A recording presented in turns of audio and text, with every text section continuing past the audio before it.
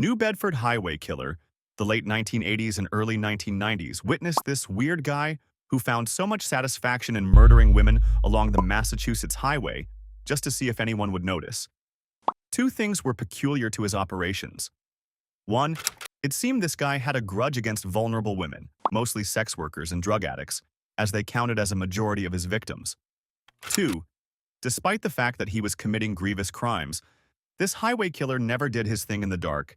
He made sure to kill his victims in broad daylight.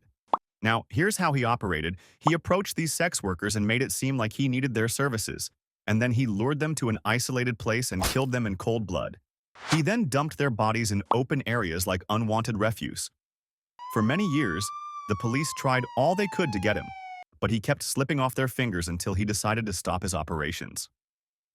The Oakland County child killer. Prior to the mid-1970s, the suburbs of Oakland County, Michigan, experienced calm and peace until strange events of child abductions and murders became as popular as Kentucky Fried Chicken.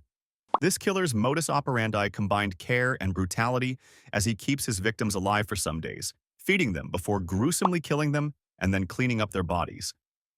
It all started with the sudden disappearance of about 4 kids, the youngest of them being 10 years old.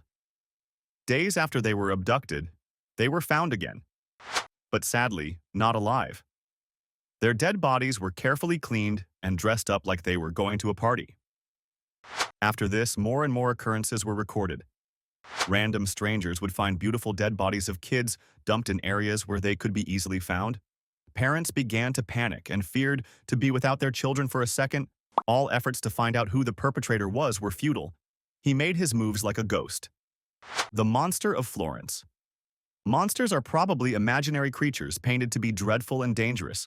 They never truly exist. Well, I doubt the residents of Florence in the 1970s would agree with this because they had either direct or indirect encounters with a real-life monster who haunted them like a sinister shadow. This monster hated to see two people loving on each other, so whenever he saw any display of romantic love, he turned a beautiful day into a nightmare.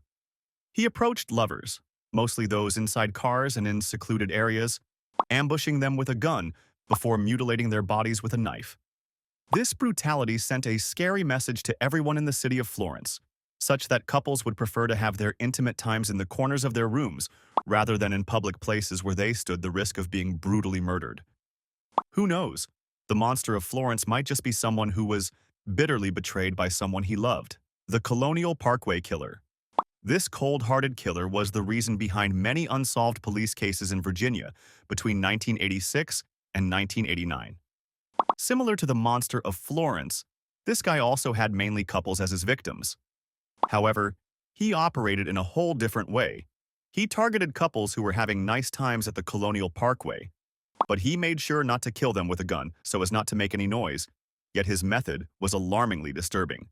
He made the first move of binding these couples and then strangling them. He did not leave them there. Instead, to cover his tracks, he pushed the car off the road or into the nearby river. Nobody understood why the Colonial Parkway killer was committing these murders, and all efforts by the local police to apprehend him were frustrated. News of these mysterious killings soon reached the FBI, who did all they could possibly do, but this criminal still evaded the grip of the law. Before he finally put a stop to his gruesome acts, a total of 8 different cases were recorded. The Phantom Killer. The summer of 1946 was not so much of a good time to remember for the residents of the small towns of Texarkana, a region close to the Arkansas-Texas border. There was a shocking wave of terror instilled by an unknown yet deadly psycho, known as the Phantom Killer. Hardly had World War II ended before a gruesome event that kicked off an era of horror happened. A young couple was enjoying the cool breeze of the evening when a strange person interrupted by beating them up before shooting them in cold blood with a .32 caliber pistol. Then he finished them off by crushing their skull with a heavy object, leaving the scene with so much blood and scattered bones. It was a grade 1 horrific scene. Weeks later, another couple fell victim to the same brutal experience, only that this time, the female's eyes were gouged out of the sockets. The fear of this unknown killer filled the whole of Texarkana, especially during the night. Sadly, the killer's identity remains an unsolved puzzle. Rainbow Maniac.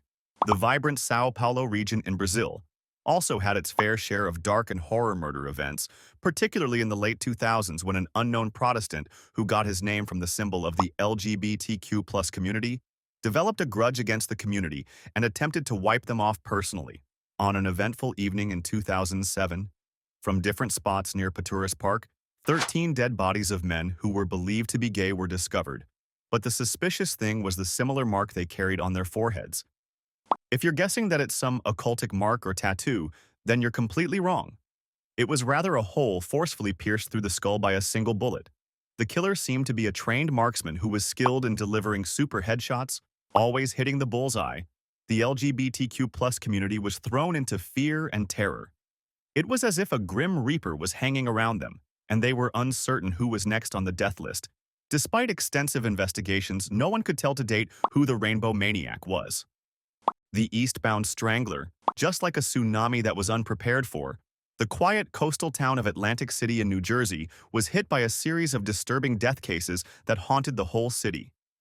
At first, it was the case of 4 women, who were all believed to be linked with prostitution, found mysteriously dead in a drainage ditch behind motels not far from one another. The dead bodies were carefully lined up in a row with their heads facing east, earning the killer the popular nickname of the Eastbound Strangler. After conducting proper checks on the dead bodies, it was discovered that they were all strangled to death. This became the first out of many other cases that followed the same pattern, proving that whoever the killer was, he must have professionally planned these attacks for reasons only known to him. Atlantic City, a place known for its bustling network of casinos and clubhouses, almost had its streets empty at night. Nobody wishes to make the list of the Eastbound Strangler's victim, I guess. Long Island serial killer. In 2010, an anonymous caller blared the phone of the nearest emergency department in the Long Island area of New York City. Somebody actually called 911. That marked the sudden disappearance of Shannon Gilbert, the person who had made the call, as she could no longer be reached afterward.